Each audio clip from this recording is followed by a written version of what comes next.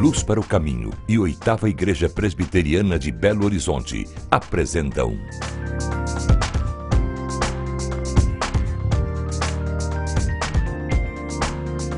Cada Dia. Olá, como vai? Há esperança para o nosso Brasil? Dizem que podemos mudar com o nosso voto o destino do nosso povo. Mas vai eleição, vem eleição e as denúncias de corrupção, desvio de verbas, falcatruas, conchavos e até mesmo crimes sempre acontecem.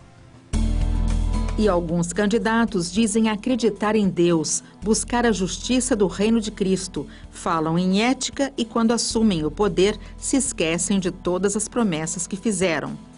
As eleições estão próximas e perguntamos, você tem esperança de dias melhores? O que você acha que tem de melhorar em nosso país? Acho que a educação, ela é base para um povo melhor e, em consequência, eu acho que a qualidade dos nossos políticos, os nossos políticos têm uma qualidade muito ruim. Principalmente segurança, a violência está assim demais, a saúde também, enfim, um pouco de tudo. Eu gostaria muito que os políticos tivessem na consciência, eliminasse esse caos que é a corrupção.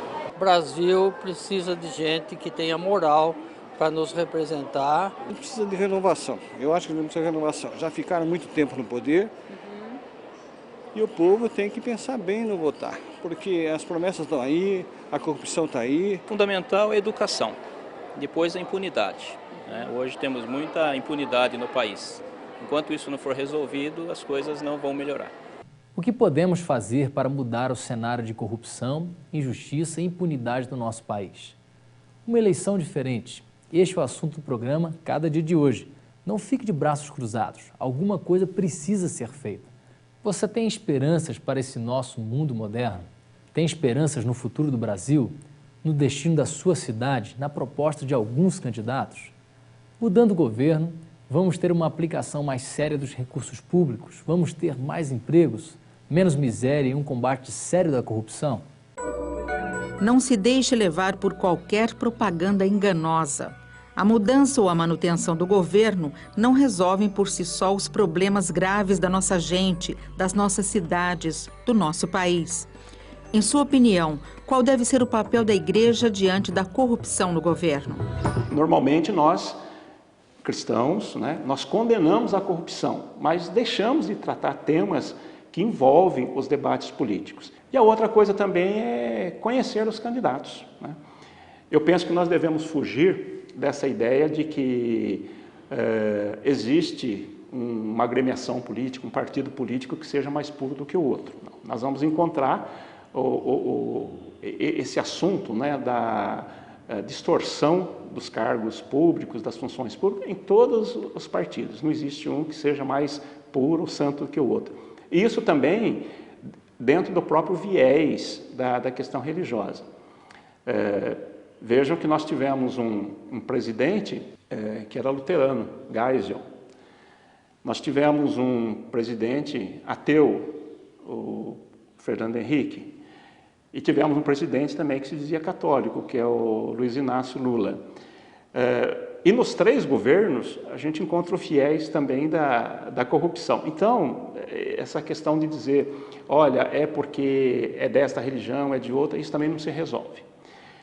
Uma outra coisa, uma outra pista que eu entendo importante para a igreja é incentivar aquelas pessoas que têm vocação política. Eu acho que isso é importante. Nós precisamos de cristãos sérios. Com esses viés, nós, os cristãos, estaremos cooperando para que haja, no mínimo, uma conscientização de que a corrupção existe. Não esquecendo disso, O profeta Jeremias já dizia que enganoso é o coração mais do que todas as coisas e desesperadamente corrupto. Então, eu penso que nós também, com a mensagem do Evangelho, devemos tentar transformar o entendimento das pessoas acerca de uma compreensão da vida e dizer que cada um tem a sua vocação em qualquer área, mas sempre no benefício, no serviço ao próximo, ao semelhante e, sobretudo no nosso caso, a serviço da nossa nação.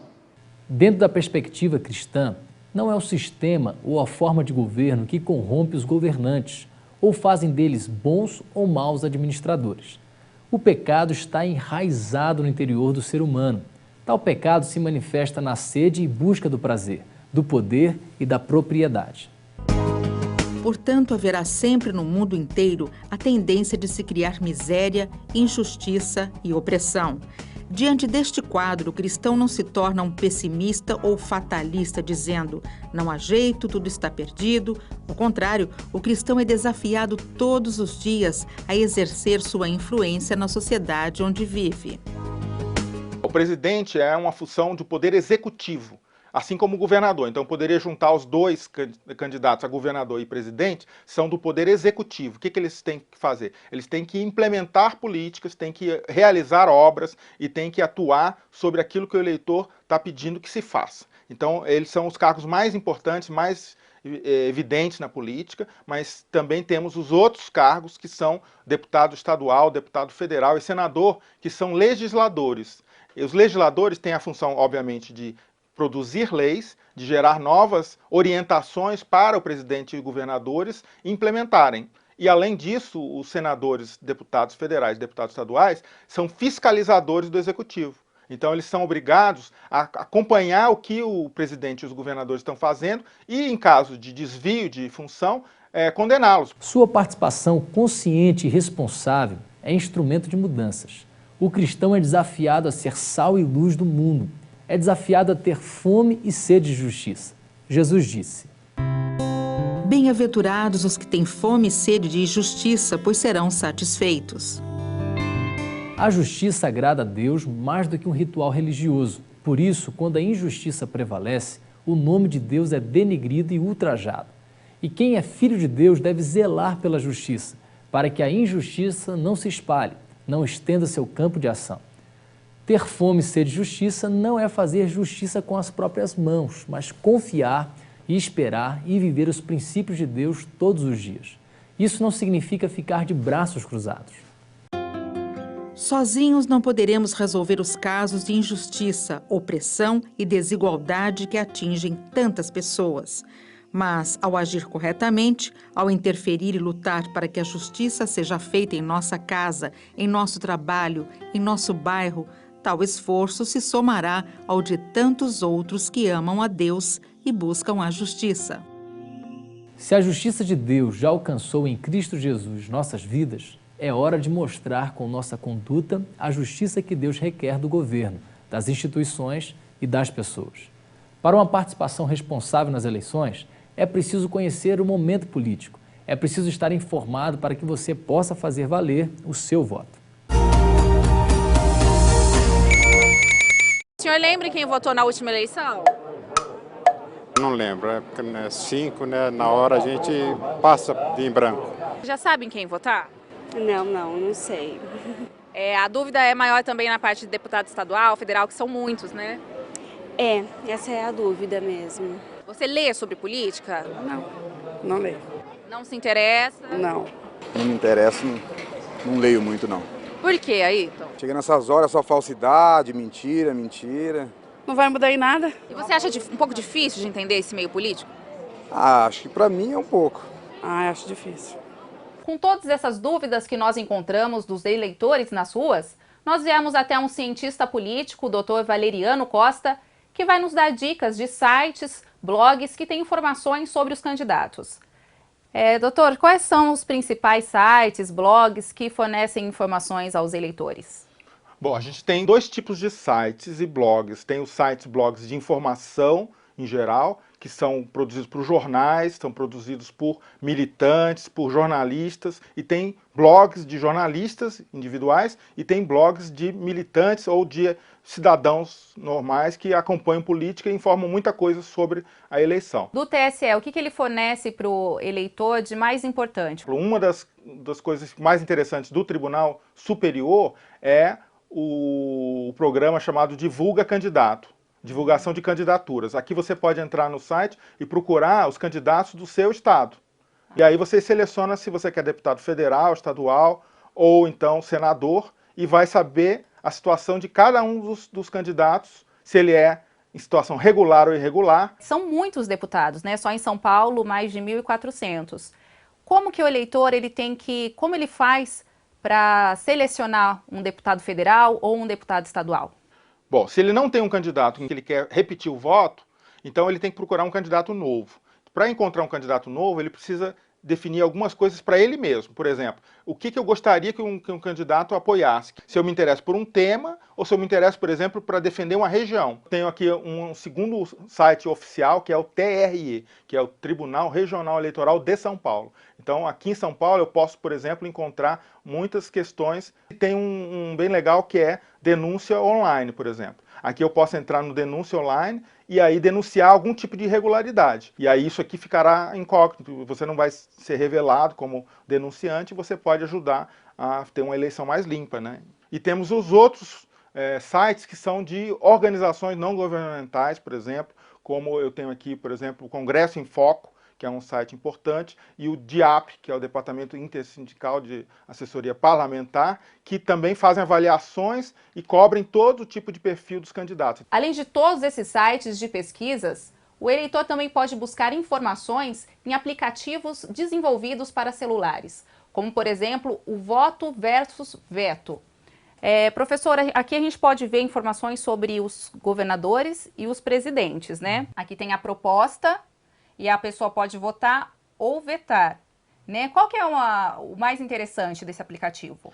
Bom, é a questão central da política, que você tem que avaliar os candidatos pelo aquilo que eles propõem se fazer, não pela cara do candidato, porque isso pode enganar muito. Então, se ele tem uma proposta que você apoia, você registra como voto, né? E se você tem uma proposta que você não apoia, você registra como veto. Então, isso vai criando um ranking de preferências, facilita que o eleitor tenha uma posição a respeito dos programas, das propostas dos candidatos. Depois, na soma geral de vetos e votos, você vai ver o ranking dos candidatos preferidos por esse critério. Depois você tem que colocar outros critérios em avaliação, mas esse é um critério muito importante, que é saber o que o candidato está propondo, confiando em que a proposta dele vai ser implementada, você tem uma avaliação objetiva entre os candidatos. Isso é uma coisa muito importante. Não importa o sistema ou a forma de governo, Deus é fonte suprema de toda a ordem e de todo princípio de autoridade. Não importa se os governantes sejam ateus, agnósticos ou religiosos, serão sempre servos e ministros de Deus para a implantação da ordem e da justiça, e a Deus deverão prestar contas. Assim, no seu sentido fundamental, política aponta para tudo que diz respeito à nossa participação na sociedade. Participação inevitável, somos seres sociais. É óbvio que o voto, em muitos países do mundo, não é um voto obrigatório. Então a gente discute frequentemente se o voto deve ser obrigatório ou não. Independentemente disso, né, o voto é um direito e deve ser exercido. Por quê? Quando você se omite da política, o que acontece? Você está dando espaço para um outro eleitor mandar na sua vontade, porque ele vai votar e o voto dele vai contar. O seu não vai contar. Você vai parecer como se não existisse na política. Então não adianta simplesmente não votar, porque você não está criticando ninguém, né? Você está se omitindo e está deixando que o outro vote por você e escolha por você. Eu estou vislumbrando dias melhores. E a mudança tem que ser agora. Sempre tem que ter esperança. A gente não pode desistir, né? A gente tem um caminho longo, mas a gente vai conseguir. A minha esperança nunca tem fim. Eu sempre tenho esperança. Por isso que acho que eu estou aqui ainda no Brasil e vou continuar aqui. Eu amo o Brasil. Você é sacerdote de Deus nesse mundo de trevas, ou seja, a ponte de ligação entre Deus e os seres humanos. Não cruze os braços, saia por aí transformando o mundo ao seu redor em nome de Cristo. O tempo passa, mas os princípios de Deus não mudam. O ser humano hoje vive em outro mundo, mas os seus problemas íntimos e suas necessidades permanecem as mesmas. Uma eleição diferente. Queremos continuar com este tema com o reverendo Jeremias Pereira, depois de um pequeno intervalo. Então, continue aí.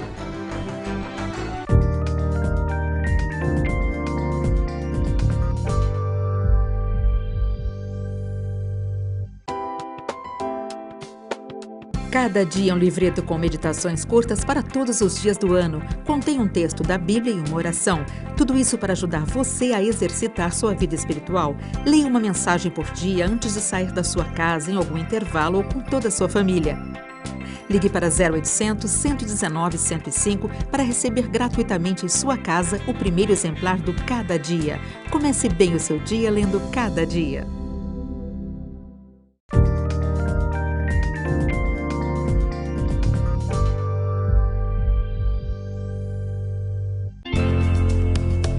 Olá, gente boa! Que o nosso amado Salvador lhe conceda a paz, força e coragem.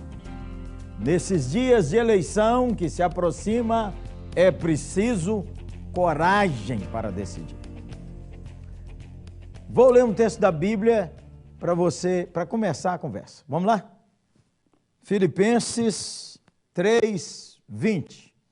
Pois a nossa pátria está nos céus, de onde aguardamos o Salvador, o Senhor Jesus Cristo, o qual transformará o nosso corpo de humilhação para ser igual ao corpo da sua glória, segundo a eficácia do poder que ele tem de até subordinar a si todas as coisas. Somos cidadãos de duas pátrias. Vivemos no Brasil e nossa pátria verdadeira é nossa pátria celestial, de onde nós aguardamos o Salvador Jesus. Na pátria celestial entramos pela fé através do sacrifício de Jesus, que morreu na cruz e ressuscitou para a nossa salvação. E aqui na terra? Aqui na terra, nós vivemos nessa pátria que é dirigida pela política. Tem muito crente que diz, política é coisa do inferno. Crente não mexe com política. Mexe, sim, senhor.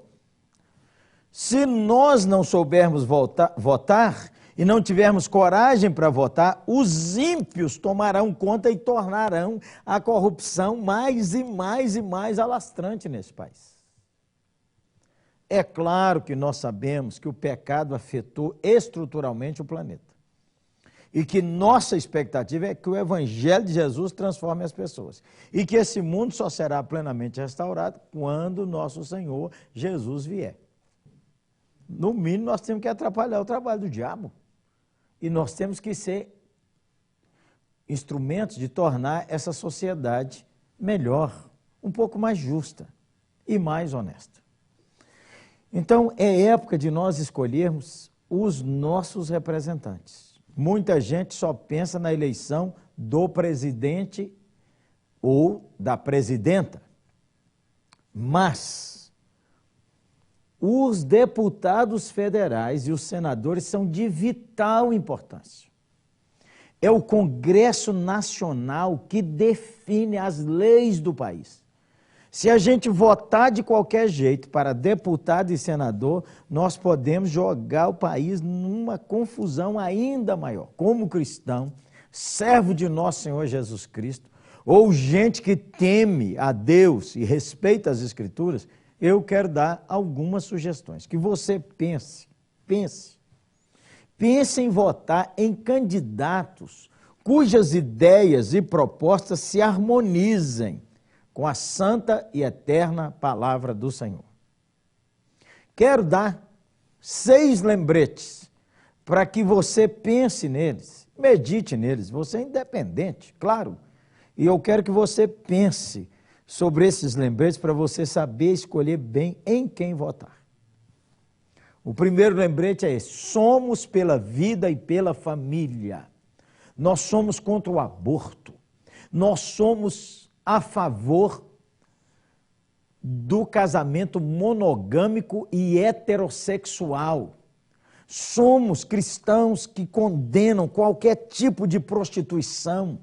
Nós somos cristãos que estamos contra a perversão moral desse país, a perversão moral das nossas famílias e contra todo tipo de pornografia, seja ele na internet, na televisão. Nós temos que ter voz no Congresso Nacional, no Senado, na Presidência da República, em todos os meandros da política que defendam valores da vida e da família.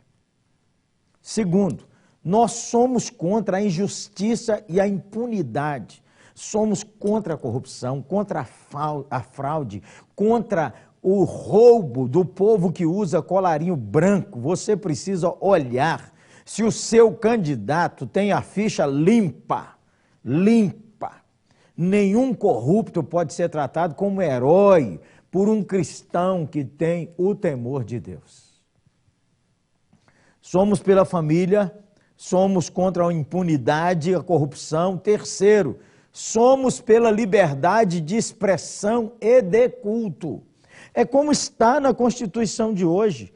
Todo mundo tem o direito de pregar e defender sua fé. Nós não podemos viver num país em que as leis são feitas para proteger certas ideologias ou minorias, essa ou aquela. Que se pregue quem queira pregar o que quiser, sem que cerceie a liberdade de cada cristão no Senhor Jesus pregar o evangelho como ele crê e como a Bíblia revela. Quer pregar diferente? Pregue diferente, vamos pregar. E aí então cada pessoa vai escolher que rumo vai seguir, mas não o Estado cercear nossa liberdade de expressão e de culto. Pense bem ao saber em que candidato você vota. Defendemos a propriedade privada. Exatamente. Nós não concordamos que alguém invada a sua casa e diga que agora é meu. O que é isso? É claro que nós precisamos de ter uma melhor distribuição, especialmente das terras que estão ociosas. Mas isso é uma coisa. Outra coisa é invadir propriedades produtivas e detonar tudo e ninguém fala nada. Então nós precisamos de políticos que olhem por isso. Olhem para defender o pobre, olhem para defender o empresário, olhem para defender o microempresário, ore também pelas coisas públicas, com honestidade, com bom senso e com zelo. Quinto, nós somos pela distribuição justa de riquezas. No nosso país precisa melhorar, claro que precisa melhorar. A distribuição de riquezas tem a ver também com a tributação. Então nós precisamos de legisladores que pensem dar oportunidades iguais a todos, iguais ao que nasceu no berço esplêndido, na riqueza e também ao que nasceu na pobreza. Como é que nós temos leis que possam direcionar o nosso país? Se você olhar bem seu candidato, ele tem uma proposta lá, ele precisa defender isso. E em sexto lugar, nós somos contra a violência e arbitrariedade, seja ela de minorias organizadas e politizadas, sejam elas do Estado, sejam elas de bandidos, sejam elas até de pastorados. Somos contra a violência e a arbitrariedade. Nós queremos um ambiente onde haja segurança, onde as coisas sejam feitas, em primeiro lugar, com temor a Cristo e em consideração ao próximo. Olhe bem seus candidatos. Veja bem como é que esses candidatos estão fazendo sua conduta, os que querem a reeleição, e os novos que estão chegando aí, qual a conduta dele? Olhe, examine, veja. Você precisa ter consciência de quem você está votando. Deixa eu dar 3 sugestões finais. Primeiro, que você não vote em branco. Não vote em branco. Quando a gente vota em branco ou anula o voto, nós favorecemos a impunidade. Favorecemos a injustiça. Segunda coisa, não deixe ninguém obrigar você a votar num candidato. Pastores não podem vender o voto de sua comunidade, nem padres, nem ninguém. A pessoa tem a liberdade de escolher em quem vai votar. Preste atenção, são dicas. Aliás, essas dicas foram inspiradas num texto ótimo de meu amigo, pastor Aloísio, pastor da Videira, lá da cidade de Goiânia. Parabéns, viu, pastor Aloísio? Então, gente boa, nesse tempo de eleição é uma oportunidade de você manifestar sua opinião. Agora, obedecendo às Escrituras, você e eu precisamos sempre orar e abençoar os nossos governantes independente do partido. Eles são os nossos governantes, oramos por eles, pedimos que eles sejam pessoas justas, orientadas, que tenham temor a Deus. Isso desde vereadores, prefeitos, deputados estaduais, governadores, deputado federal, senadores que fazem as leis e o presidente ou a presidente deste amado Brasil, que o Senhor nos deu como a segunda pátria, porque nossa primeira pátria é no céu, onde habita nosso Senhor Jesus. Amém? Vamos orar pelas eleições. Vamos? Senhor, nós pedimos ao Senhor coragem, sabedoria para cada um votar nessas próximas eleições. E nós oramos para que o temor do Senhor caia sobre o Brasil, o temor do Senhor caia sobre todos os candidatos e candidatas, e nós oramos que o Senhor abençoe cada um que está se candidatando, sua família, sua vida, o Senhor fale ao seu coração. Mas nós oramos, Senhor, para o Senhor desfazer o plano do inferno de tornar o Brasil um país sem direção, um país dominado pela corrupção, pela imoralidade, pela pornografia, um país dominado por valores que detonam a família, um país sem liberdade de expressão. O Senhor guarda o nosso Brasil dessas coisas segundo a tua bondade. Eu oro desde já agradecendo o presidente ou a presidente que será eleita. Oro agradecendo pelos deputados e senadores que serão escolhidos. Mas eu oro acima de tudo, para que nessas eleições haja paz no nosso Brasil e o nosso povo tenha temor a Cristo, temor à tua palavra ao fazer sua escolha. Eu clamo que o Brasil seja abençoado, porque o Brasil seja mesmo um lugar onde nosso Senhor Jesus seja amado. Em nome de quem eu oro. Amém e amém. Então, gente boa, cada dia, lembrando a você que Deus está vivo e que Jesus é maravilhoso, que você tem a oportunidade e a liberdade de escolher dando o seu voto. Vote bem, pense bem e vote para abençoar a nossa pátria. Amém? Fale com a gente. Aí está o nosso 0800, está o nosso site. E se você é de Belo Horizonte ou vai por lá, visite a 8ª Igreja Presbiteriana, em frente ao Minas Shopping. Cultos domingo, 7, 9, 11, 17, 19 e 30. Passe lá para um abraço, hein? Que o nosso Senhor te abençoe e te guarde. Que o Brasil seja abençoado nessa eleição. E que nosso Brasil seja cada vez melhor. Um abraço, hein? Jesus abençoe.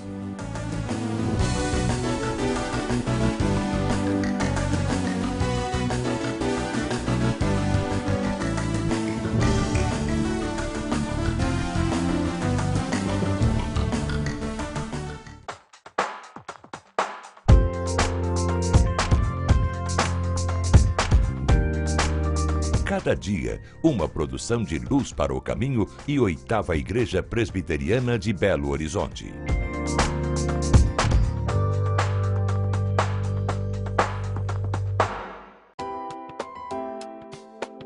Cada dia um livreto com meditações curtas para todos os dias do ano. Contém um texto da Bíblia e uma oração. Tudo isso para ajudar você a exercitar sua vida espiritual. Leia uma mensagem por dia antes de sair da sua casa, em algum intervalo ou com toda a sua família. Ligue para 0800 119 105 para receber gratuitamente em sua casa o primeiro exemplar do Cada Dia. Comece bem o seu dia lendo Cada Dia.